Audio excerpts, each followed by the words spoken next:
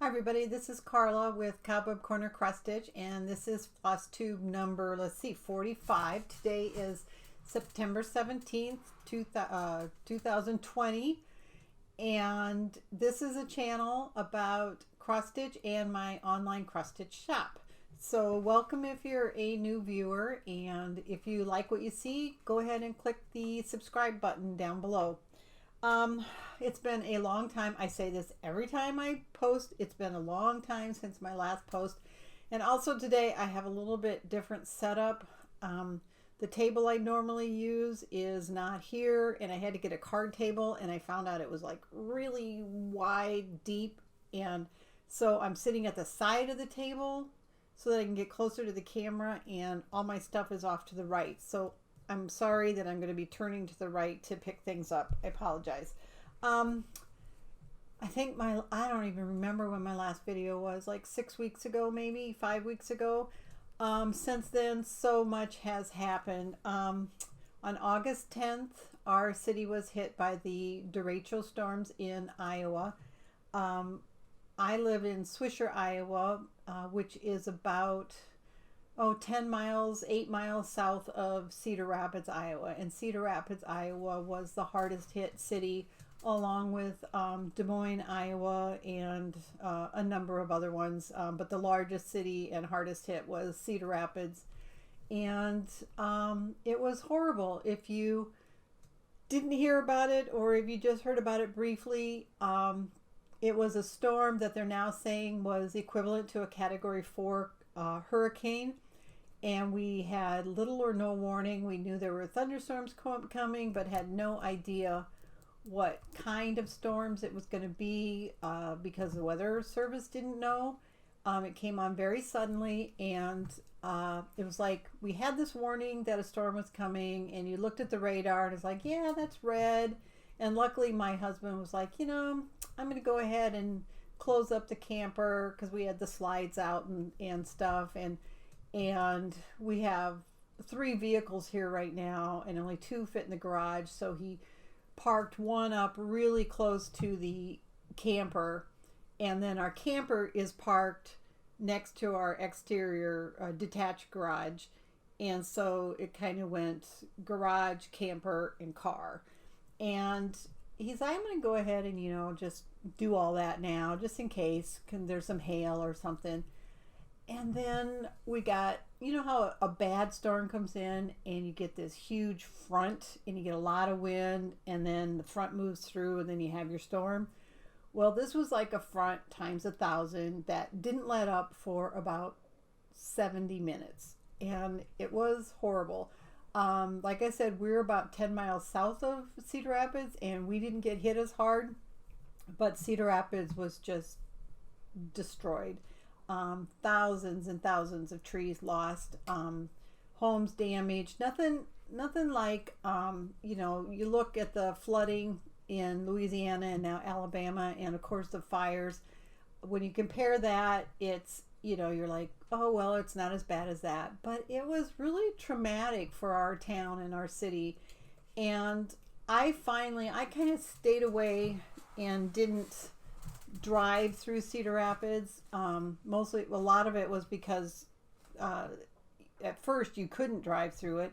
Every road was blocked. Power lines were down. We had people without power. Over 100,000 people without power. There was initially 400,000 people without power, and over 100,000 of those went without power for almost 2 weeks.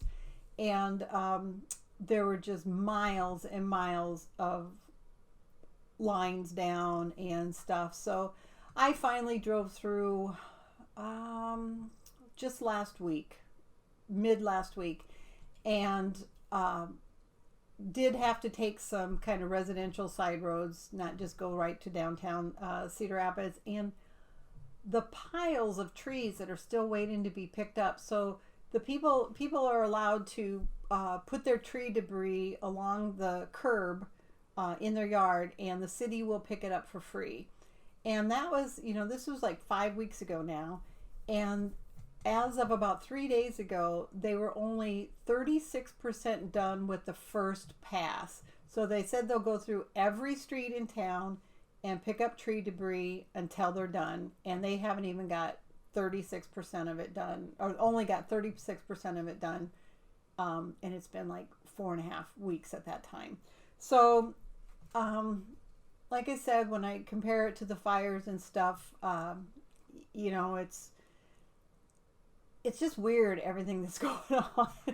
You know, climate change is real, guys, and they say that more of these kind of storms are likely in the next few years, and I wouldn't wish this on anybody. It was really traumatic. And I can't imagine what people who have to evacuate their homes and don't know whether their homes are there or lose their homes to flooding. We went through major flooding in Cedar Rapids in 2008, and we can relate. So anyway, that happened, and I kind of talked about it already more than I wanted to, but go ahead and look it up. If you don't know about it, look up Derecho, Derecho, Cedar Rapids, Iowa, and you'll see all the videos you need to see and all the images you need to see to get an idea of what was going on. Shortly after that, my mom got very ill. My mom's 87, and the storm caused a lot of anxiety for my parents and for everyone, really. It was just kind of unexpected and shows you how quick your life can change. And she got very sick and wasn't able to eat. And I ended up bringing her home about a week after the storm, brought her to my house for about, I think, 4 nights, and got some home cooked meals into her and had her do nothing but rest. She lives with my dad. My dad's great. He does everything for her because my mom has very little eyesight left. She has macular degeneration, and she just got really stressed. And I've been reading a lot about the anxiety levels of people in the U.S. right now with everything that's going on. And I would say that she was hit by that pretty hard, and it caused a lot of nausea, inability to eat, no appetite. And we got her to the doctor, got her on some medications, and she stayed with me, and she's slowly getting better. She had lost, I think, 20 pounds over the last few months, just in general with having some problems and stuff. But I've also started fixing my folks' meals. Not all of them. My dad's able to, you know, cook a hamburger, or make a sandwich, or make up a salad, stuff like that. But he doesn't really make recipes and casseroles and stuff. So I bought some glass containers for freezing, and I spent one whole Saturday and made lasagna, scalloped potatoes and ham. I've made tater tot casserole. What else? Ham balls, tuna noodle casserole, kind of all the things I used to eat as a child that I know my parents like, and froze those. And that's been working really good. And of course, my dad's like, Carla, you don't need to cook for us. We're fine. And my mom's like, oh, we love your meals. Thank you so much. This takes so much stress away.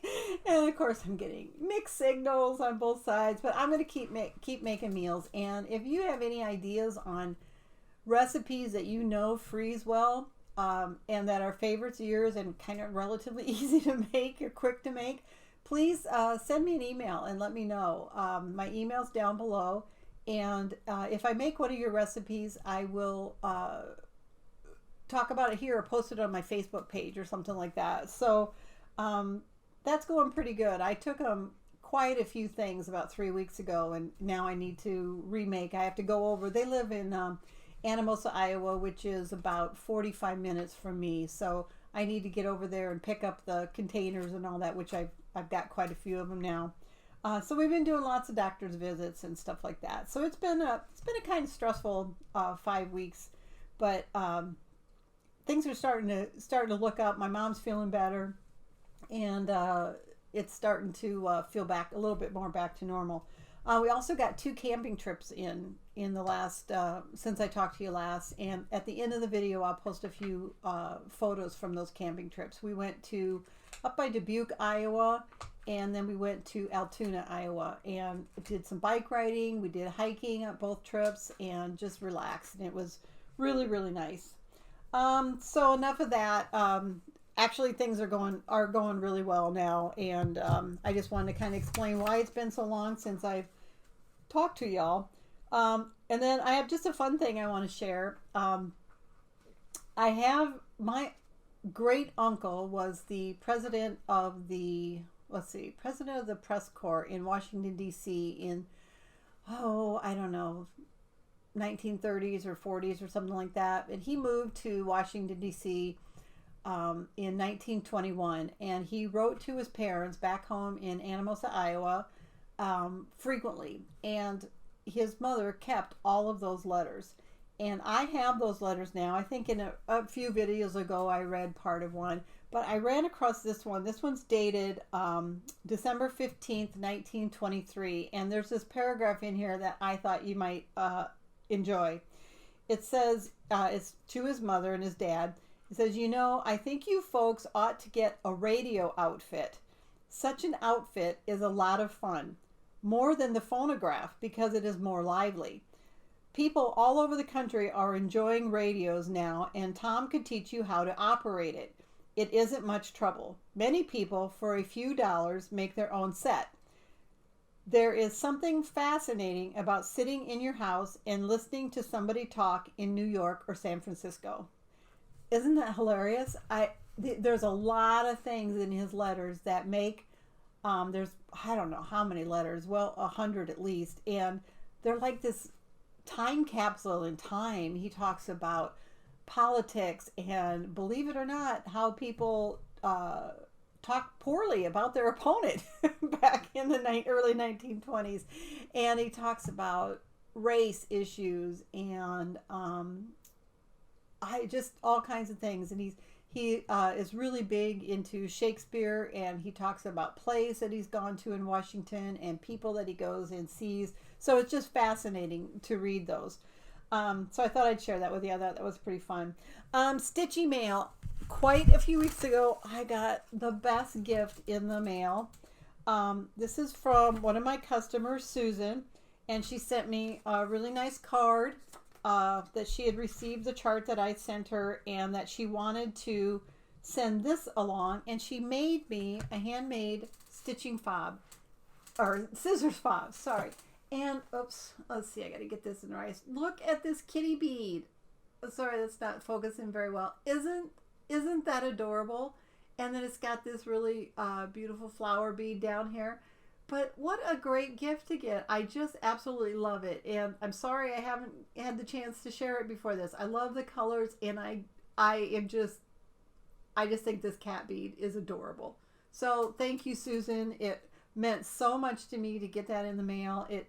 There's something about, and I've talked to my girlfriend about this too, as I read these letters from my great uncle, that there's something about getting that letter or small gift like that in the mail, and not just doing the quick text or the Facebook message or posts on Facebook.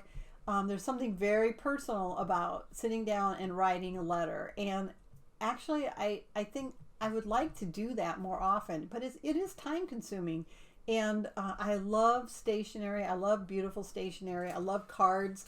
And it's a shame that we don't do it more often. Another thing that I got, oh shoot. Of course, I don't have it with me. Hang on, I'm going to go get my project bag that I got. Sorry about that. I always forget at least one thing. So this project bag, my girlfriend made for me, and I found the fabric on an Etsy shop, and I'll try to find the Etsy shop and post that below. But that's the fabric. Adorable. Can you say happy kitties? Like, I love this fabric. And I bought the fabric and had it sent to her and asked her to make me a project bag. And that is really kind of rude to say, would you make me a project bag? And she always says she doesn't mind, but and she does a great job. She started making these a few months ago and doesn't make very many, but she's getting really, really good at it. And look at the material she picked for the back, and I prefer my project bags to have the vinyl in front so that I can see, because I'm getting quite a collection and I never remember what's in what bag. So I am just thrilled with how it turned out. And she also made me a mask out of the same material, and I love it. And then there's extra material left, so there's almost enough to make another project bag. I should learn how to make them, but I don't know if I can. She's just doing a great job. Isn't that fun? I just love it. I love, love, love it, love it. So I think that's, let me check my list. Sorry again for having to turn. Okay, I think that's it for stitchy mail kind of stuff. My stitching, I have to tell you, I have not stitched since the Derecho storm. And I'm not sure why. I think I just was a little bit depressed and a little, with my mom being sick and everything that's going on. I'm trying not to read the news anymore and trying to not let that bother me of everything that's going on, you know, with the elections and everything. But I think I let it get to me a little bit much. And just the thought of getting my projects out in the evening was I don't know. You think it would be exactly what I need because it's relaxing and it takes your, you know, uses your focus. But I just couldn't bring myself to do it. But I did start, but I'm like I said, things are a lot better and I'm ready to get back at it.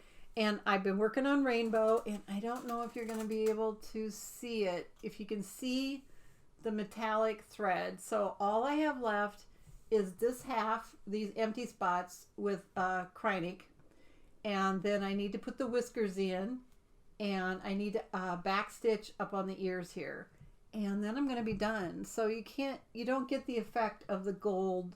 You know, it's really hard. You kind of see it there where little glitters. And I found out that I used the wrong color Krynic. The pattern calls for pearl, and I just had in my head gold at the end of the rainbow, and I just went and pulled gold. So unintentionally, I added my own little change to this pattern, and I actually like it a lot. And the whole time I was stitching it, I was thinking, you know, gold at the end of the rainbow. And this is my COVID piece. If you haven't seen in my previous videos, this is Rainbow by Kitty and Me Designs, and it's stitched on African Daisy 28 count by Witchout. And the designer made this during the pandemic, early in the pandemic, Pamela Kellogg, and her idea was that rainbow is a sign that every storm ends eventually and that we'll get through these trying times that we're in. So I'm almost done and I'm ready to get back to stitching so that I have more to share with you and just get, you know, get off my phone and stop watching the news and stuff and start relaxing again. The other thing that I've done, that I have done, is last Christmas of this year, my husband bought me a new sewing machine for Christmas, and I had just a standard, very old sewing machine that was probably, I don't know, it's probably 45 years old now, and very heavy. It had a case, and it was always up on a shelf, and I used to make baby quilts.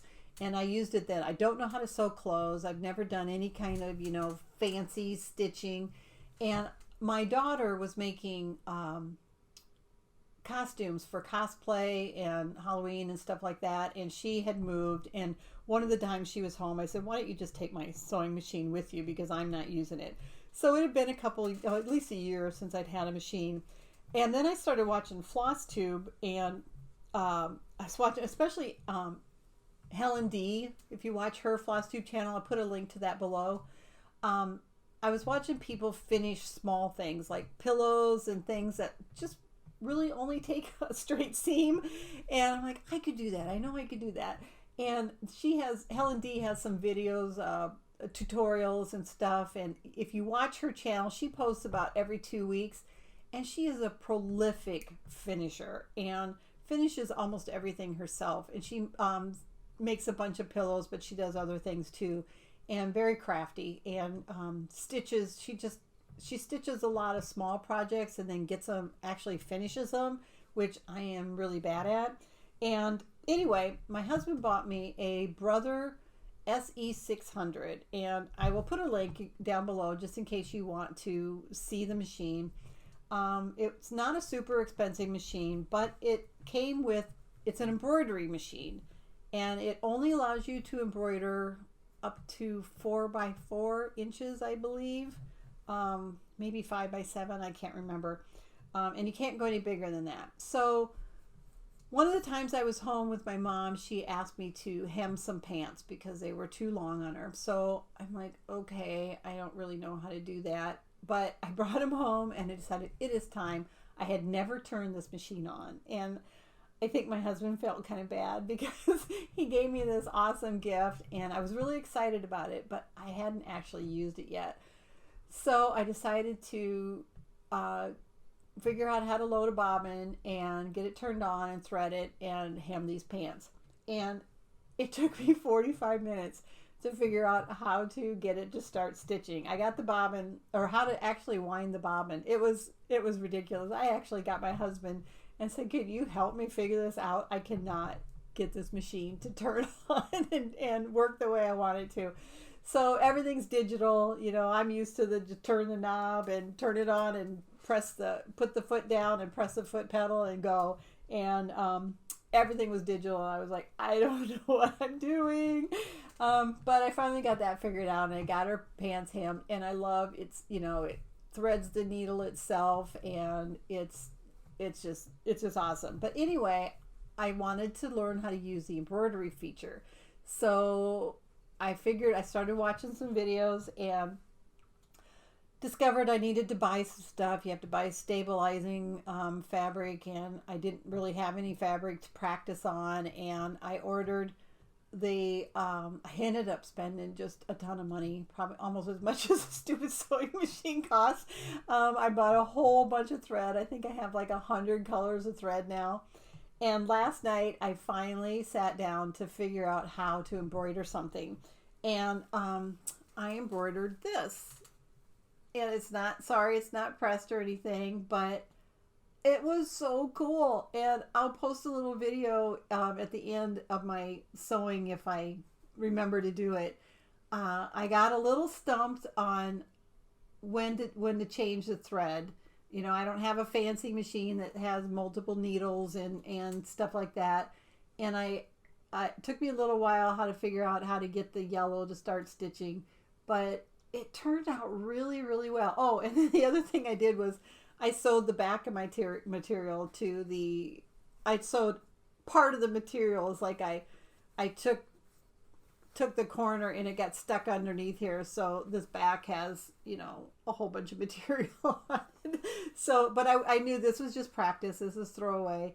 And, but I just can't believe how nice it looks. And it was so cool to watch it. So now I'm like, what can I embroider? Do you guys have any ideas of what I can embroider? It comes with 80 patterns. And then of course there's hundreds of thousands of patterns you can buy. And some of them are so cute. And I thought of, you know, taking a mask and putting a little tiny embroidery design on the mask. I'm not sure if I can do that once the mask is made or what, but you know, what can I use my cool machine for? So let me know what you think. So that's pretty much it for Stitchy News. The giveaway last week. The giveaway was, hang on, I'm going to move the microphone a little bit. Probably can't even hear me. It's way over there. The giveaway was a set of cards based on Mirabilia designs, and these are Christmas ones, and they're blank on the inside, and not very many people were interested in these. I was kind of surprised because they're super nice. And the winner is Desiree Feaster, and Desiree, I have your address and I will get these in the mail to you. So that was I was surprised that more people weren't interested in those. I guess they but they're cool, and I think Desiree is going to love having them for Christmas. Shop news. So shop news is, first of all, I decided to carry a designer that I had not previously carried, and that designer is Joan Elliott. And in a minute, I'm going to show, instead of holding up designs, I'm just going to pick a few of my favorites and put them into a slideshow and insert that into the video to show you just some of what we're offering. But my business topic then is what goes into deciding to carry a new line of a new designer. There are some designers I just don't carry at all. Either I don't care for the designs, or you can't carry everything. In my shop especially, I only sell what I have in stock. So I don't do a virtual inventory where you order it and then you might get it 3 weeks later if the shop, places their order with Hoffman or Witchild or Yarn Tree or whatever. So everything I have, I actually, unless there's a mistake on my part, as actually in my shop here, where, and for those of you who don't know, we are online only. I work out of my home. And so first of all, so the business topic is what thought process and what expense goes through deciding to carry a line by a designer. And with Joan Elliott, the reason I picked her was this design came out. And I saw this design. It's called All Hallows Eve Sampler. And I was like, wow, this is so cool. And I looked into it, and she does not go through any of the main distributors. So I cannot buy a single one of her designs through Hoffman or Yarn Tree or Witchild. I have to buy directly from her. And I started looking at her designs. If you're familiar with Joan Elliott, she is a prolific designer. She's been around for a long time. And I think as I go through her designs in order of when they were released, she just keeps getting better and better and better. And I look at this Cobweb sampler, or Cobweb alphabet, and those witches with the fringy things, and then a haunted house. There's just so many parts. And you could do just the witches or just the alphabet. You could do any of these panels all by themselves. And I just love this design. So I'm like, I got to look into carrying her designs. So I contacted her and asked what's involved with purchasing wholesale. And I started looking through her designs, and I ended up buying, I don't know how many, 70 maybe. And most of them I just buy 2 of each one to have on hand. And like I said, in a little bit, I'll share some of my favorites to give you an idea, if you aren't familiar with her, what her style is and some of the things we have in our shop. What's the cost of that? So when you buy wholesale, you pay 50% of the retail price. So her charts range from $14 to $18. There's only a few that are 18, and most of the newer charts are 16. So it's half of that. So my initial output to purchase her designs was a little bit over $1,500. So I put the order in with her, and it got to be, I was like going through all of her things. And I also had to pay shipping, which was like $35, which is a lot. But that's fine. It's just an expense that gets added on top. And I contacted her, and she's like, wow, that's a big order. And she said, let me suggest some that don't sell very well, and maybe you can take those off and get your order down a little bit. So I thought that was really nice of her to know that it was a big outlay for me to get started with. And she obviously knows what sells of her charts, and she was saying, these really aren't great sellers, so maybe think about taking those off. And I was really impressed with that, because she could have just said, great, thanks for the order. And I think we ended up taking like $300 off, got the shipping down a little bit, and the overall initial investment down. So I was really impressed with that. And then I just went through every one of her designs and picked ones that I liked, and that, based on my 20 years in the industry and with my customers, that I thought my customers might like. So, and then the only thing different with her is, if you've been on my shop before and shopped with Cobweb Corner, all of my charts are marked down about just a tiny bit more than 10% off retail. And the only time I don't do that is if I have a out of print chart that's really hard to find. It actually might be more than retail.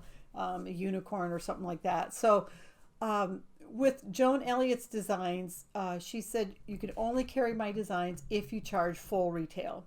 And she does that so that small shops, which I am a small shop, but I have a broad audience. But the local needlework shops then don't have to compete with lower prices online. And I thought that was really cool too. And so her prices are the full retail on our site. And I'm completely fine with that. You're not going to find them any less, except for on AliExpress. And I contacted her about that too. AliExpress is selling many of her charts illegally. And it's a Chinese company. Don't ever purchase any cross stitch items on AliExpress, because 95% of them are illegal copies. And she wrote back to me and she said, I just can't tell you how much this upsets me. And she says, there's nothing you can do because as a designer, because they're based in China. You can contact them, let them know that those charts are illegal, and they just don't care.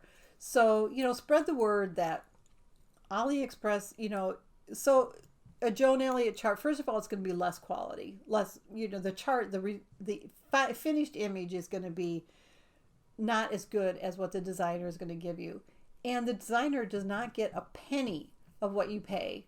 So they're just copying them and printing them themselves and distributing them. So just stay away from AliExpress and spread the word. Just don't, if you see that on a Facebook post somewhere that somebody got something, or and there's a number of designers. Mirabilia is on there illegally. Glendon Place is on there illegally. I don't know. There's a lot. So it's just a place to avoid. If you want your designers to keep designing, buy from a cross stitch store that is reputable. Okay, let's see. That's the business topic for today, and I'm going to go ahead and insert the slideshow of the Joan Elliott designs here.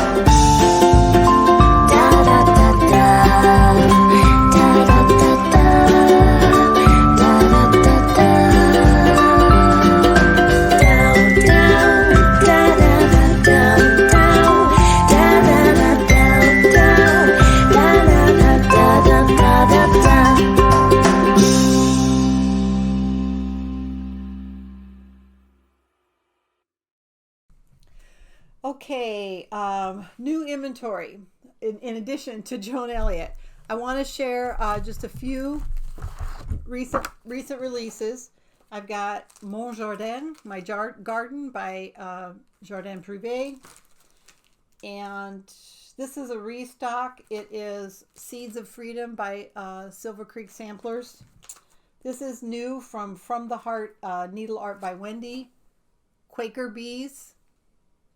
And it says, the hum of bees is the voice of the garden. I really like that. My daughter is huge into gardening and she loves bees. She's really concerned about the fate of bees and what it means to our planet. And I think she would like that design. Witch's Brew by Kesslins. Super quick stitch. You could get this. It's September 17th. You could get this done by Halloween. Souris Couture is souris is French for mouse.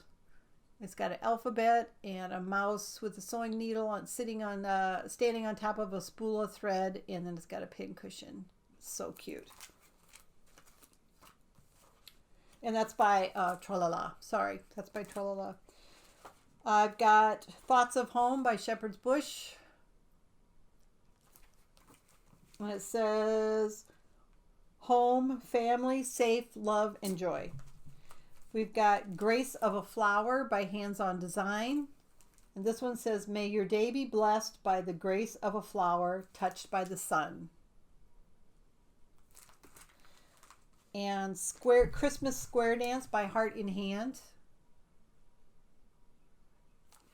These are all relatively new releases. Patchwork Crow by Heart in Hand. It says, share your harvest to give meaning to life and peace to your heart.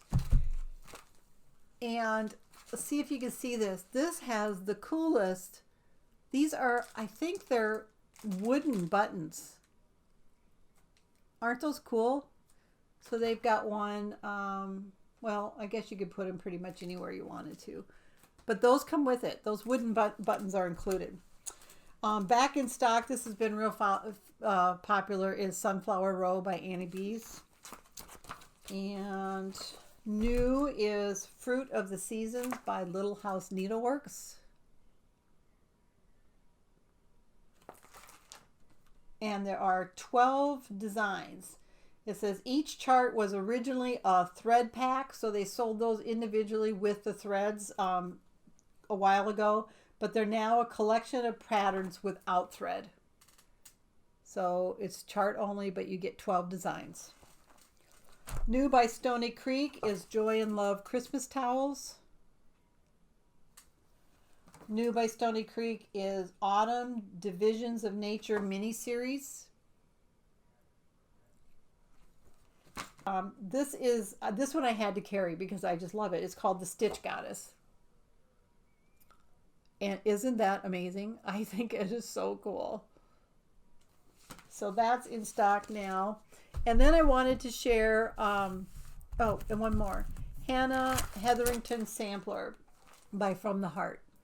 And look at those blues in the main sampler. You get 3 designs. You know, 3, that's a really good deal. So the only other thing I want to share is some new Halloween designs since it's September. I've got a number of Barbara Anna designs that aren't necessarily new releases, but they're new to our shop. I've got 3 witches and Witch Cat. That's a Christmas one. Sorry, I've got Spooky ABC. And I really like this one. This is Owloween Scissor Fob. Isn't that cute? I mean, look at that owl and those spiders. And then it says Happy Owloween. That is so cute. I love that. And I really like this one too. It's called The Branch Come With Me All Hallows Night. And it's a long tree branch with a village or town on Halloween. It's so cool. And then it says, I really like the saying too. It says, come with me on All Hallows Night. Will frighten everyone in sight. Such pranks for once are justified and fun and frolic amplified. So that's really cute. I really like that. Those are Christmas. Save those for later. Okay, and then back in stock is Halloween Squirrel by the Blue Flower. And we already did. And then this is new by Suzanne Cross Stitch. This is called Fancy. I like that. I like the colors. And then brand new by Lila's Studio is All Hallows Eve. I love the witch's polka dot dress and the black cat. It's really cute. New by Bendy Stitchy is Turkey Trot. And then this isn't new, but it's new to my shop. Hoopla, let's see. Holiday Hoopla Halloween by With Thy Needle and Thread. And an older design new to my shop by Lizzie Kate is Halloween Highway. And these are clever. They're all Halloween things, but with a kind of highway or road theme. So it's Stop for a Spell, Ghost Crossing, Fright Turn, and Which Way. Brand new by the Blue Flower is Halloween Parade. And it's kind of hard to see, but it is dogs in Halloween costumes. So all of these are dogs dressed up in different Halloween costumes. And it says, strange things are seen on Halloween. And new to my shop is, or actually this is a new release. 186, I don't know how new this is. Witch's Brew Pub. Actually, it's not a new release. I'm trying to see if it says on here. But it's new to my shop. And it's 2 designs. Witch's Brew Pub, Pick Your Poison, and Drink Up Witches. And those would be, you know, if you have a bar in your house, in your basement, or, you know, a little area, those would be really cute during Halloween in the bar. And then new release chart pack by Prairie Schooler, Bump in the Night. So this is, it's book number 201, and it's in the chart pack format. But all of these things could be stitched separately into little smalls. So, and I really like the wolf. You don't see that very often. So I've got a few of those. And then this is an older chart, but I wanted to show it to you. Beware of Cat. Sorry about that. My phone rang and cut my video off. That's always fun. So let me start over with that. This is brand new by Twin Peak Primitives, Halloween in the Woods. And it's got a squirrel and a cat and a mouse and a bird and an owl and then a little witch and a ghost. And it says, something wicked this way comes. Brand new by Carriage House Samplings is Halloween Seed Sack. And it has finishing instructions to make the bag if you want to, but you wouldn't have to. You could frame that. And brand new by Amy Brukin Designs is I Smell Children. This is so funny. It's like, what even goes through the designer's mind? Say, I'm going to make a chart that says I smell children. It's like, that is so funny. I love it. And I love her bright colors and cheery designs. And they're quick stitches too, relatively. You know, this is an easy design. So that's it for the new Halloween designs. Other news is we finally got a huge DMC floss order in. So I got over 100 colors of DMC floss back in stock. I'm still missing maybe 7 colors. And I'm running low on a few, but it was so nice to get that box in the mail and get those listed. Okay, our giveaway for this week is going to be The Witch is In by Hillside Samplings. And just put a comment down below. Don't mention giveaway or anything. You have to be 18 years or older, and I would like you to be a subscriber to the channel if you want to enter. And just say something about Halloween. Just use the word Halloween in your comment. So that's it. I've got a little bit of fun stuff to show you here at the end. And thank you everybody for watching. And like I said, if you enjoy it, hit the subscriber button. We are getting close to 1,000 subscribers, guys. I am so stoked. So I really hope I have a video out before Halloween. Whoever wins this chart might appreciate that. But keep stitching, everybody, and take care and be safe.